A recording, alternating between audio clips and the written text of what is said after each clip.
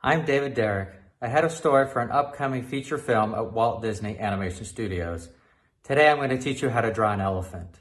When you're done, I want you to share your drawing with your neighbors by putting it up in the window for people to see, the balcony, your front door, the mailbox, wherever, to participate in National Geographic's Earth Day Neighborhood Safari. And don't forget to snap a picture of your creation and share it with the hashtag #NatGeoEarthDayAtHome. I can't wait to see your drawings. Thank you for joining me. I'm really excited to draw with you today. I am just going to draw with a pen. You can use whatever you like to draw with, and we're going to draw an elephant today. An African elephant, to be precise. So African elephants are amazing. They're enormous, they're beautiful and majestic, and I love drawing them. When I think about drawing them, I think about drawing a mountain with feelings and emotions. They're so big and so beautiful. Now, an African elephant will have a hump right on its shoulder.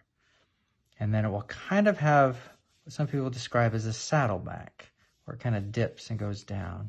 And then you'll have a big pelvis here. And then a big stomach. And I'll kind of draw in kind of a big round shape. And then on the other side of the stomach, you'll have, and the thing that's great about drawing elephants is you can be scribbly because they're so wrinkly, it'll look like you planned it from the start. So don't be afraid. Your drawings they will look better if you have more lines in them, I think. I think that's fun. So even though their feet look flat, they actually walk on their toes. Isn't that funny? There's a big pad under here, and their foot starts right here and then goes down into the toes, and that pad kind of offers some support. I'm drawing the other one. Now, an elephant's walk, they kind of need at least 2 legs on the ground at any one time because they're so big and they're so heavy, and they need that support. They are, after all, the largest land animal. So now I'm kind of roughing in where those front legs will go. Again, when you're drawing an elephant, have fun. Be loose and think about just the masses and the wrinkles and have fun with it.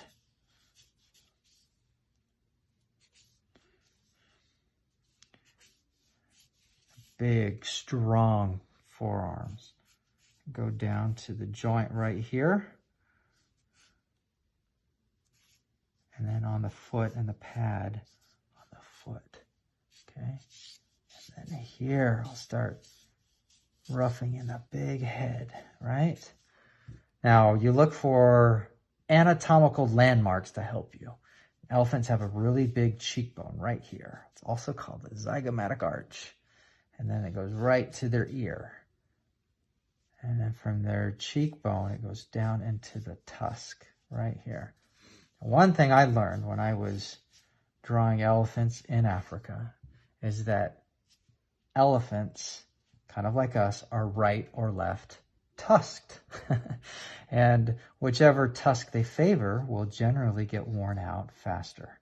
And so usually elephants will have a tusk that is more worn out than the other, indicating the one that they favor the most. I always thought that was really, really fascinating. Their trunks are so powerful. Of course, there's no bones in the trunk. It's just all muscle. The bottom lip right here. And I'm drawing that tusk going out. Kind of curving inward a little bit.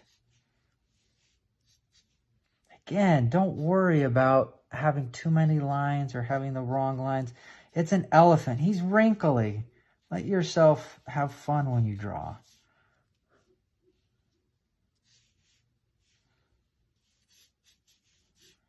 And then the ears.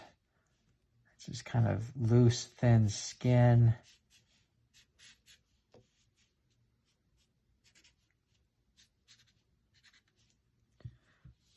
Let's draw this tail a little better.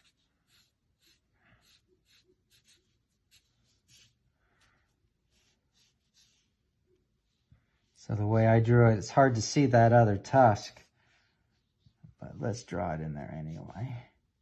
Now sometimes their tusks will kind of be symmetrical, but other times not. And it can kind of be fun when they're not, because you can get kind of a different shape.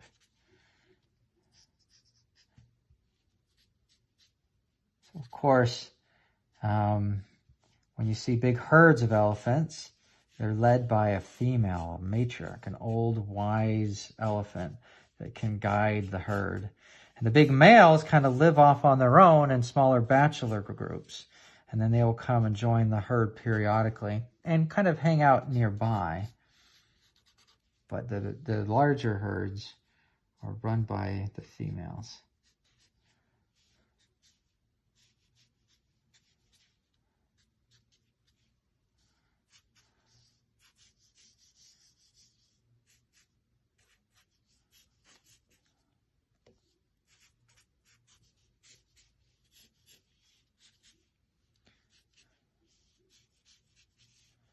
Again, use extra lines. Don't worry about it. Have fun. Try to make this elephant feel wrinkled.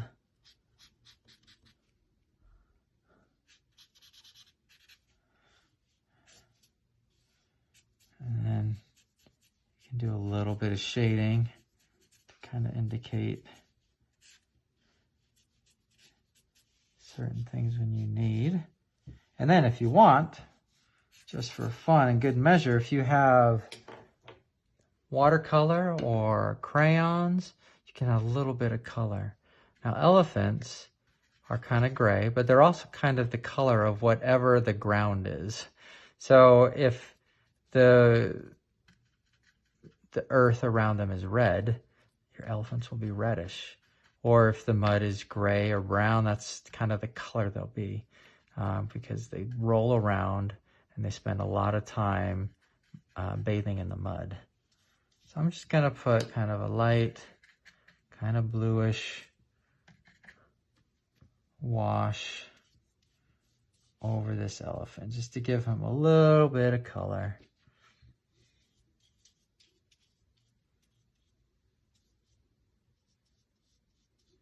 Elephants are amazing creatures. They're so smart, so beautiful and sensitive to one another. They're definitely animals that deserve our respect and protection.